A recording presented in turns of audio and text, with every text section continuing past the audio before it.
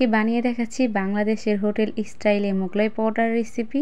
আর এই পরোটাটা কিন্তু ঘরে থাকা উপকরণ দিয়ে একদমই অল্প সময়ে আপনারা ঝটপট বানিয়ে নিতে পারেন।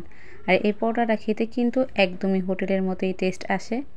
প্রথমে হচ্ছে একটা মিক্সিং বলে 1 কাপের মতো ময়দা দিয়ে দিচ্ছি। আপনারা চাইলে ময়দার পরিমাণটা একটু বাড়িয়ে কমিয়ে দিতে পারেন। সামান্য পরিমাণে লবণ দিয়ে দিলাম আর 2 চামচের মতো রান্নার তেল দিয়ে দিচ্ছি। এখন সবগুলোকে একসাথে ভালো করে কিছুক্ষণ সময় নিয়ে মিক্স করে নিতে হবে।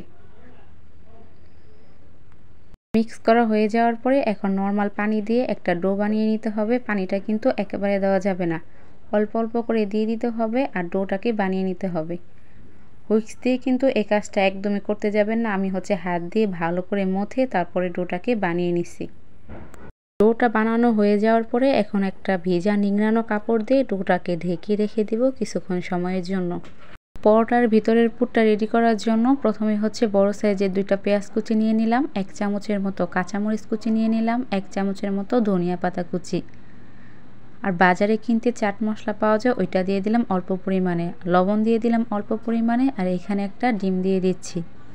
ডিমের পরিমাণটা আপনারা চাইলে একটু বাড়িয়েও দিতে পারেন। এখন সবগুলোকে একসাথে করে হাত দিয়ে ভালো করে মেখে নিতে হবে।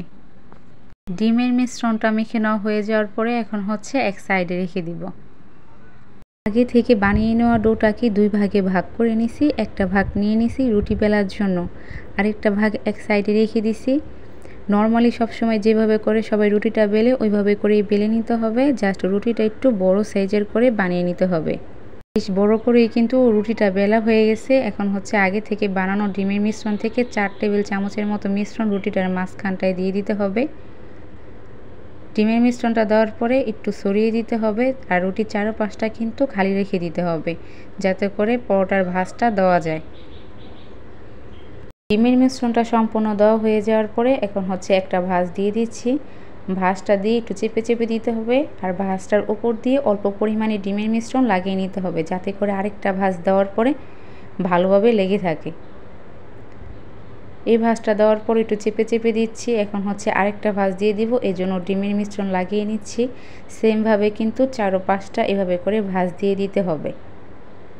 আর এভাবে করে যদি আপনারা ভাঁজ দিয়ে ডিমের মিশ্রণ লাগিয়ে নেন তাহলে কিন্তু তেলে দেওয়ার পরে একদমই পরোটাটা খুলে আসবে না। সম্পূর্ণ পরোটাটা কিন্তু অল্প সময় বানানো হয়ে গেল। এখন হচ্ছে ভেজে নেওয়ার পালা। পরোটাটা ভেজে নেওয়ার জন্য আগে থেকে ফ্রাই প্যানে পর্যাপ্ত পরিমাণে তেল দিয়ে তেলটাকে হালকা গরম করে নিছি। তেলটা কিন্তু একেবারে বেশি করে কড়া গরম করা যাবে না, তাহলে কিন্তু পরোটাটা দেওয়ার সাথে সাথে ব্রাউন কালার হয়ে যাবে, ভিতর দিয়ে একদমই কাঁচা থেকে যাবে। এই জন্য তেলটা হালকা গরম করে খুব সাবধানতার সাথে পরোটাটাকে দিয়ে দিতে হবে। দিয়ে মিডিয়াম টু লো হিটে কিছুক্ষণ জাল করে পরোটার এক পাশ যখন ব্রাউন কালার হয়ে যাবে তখন হচ্ছে আরেক পাশ উল্টিয়ে দিচ্ছি।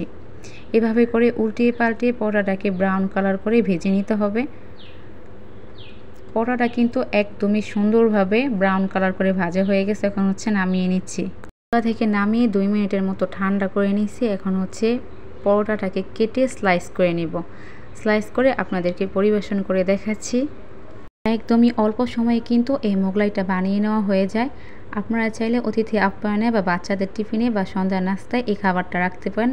খেতে কিন্তু খুবই টেস্টি।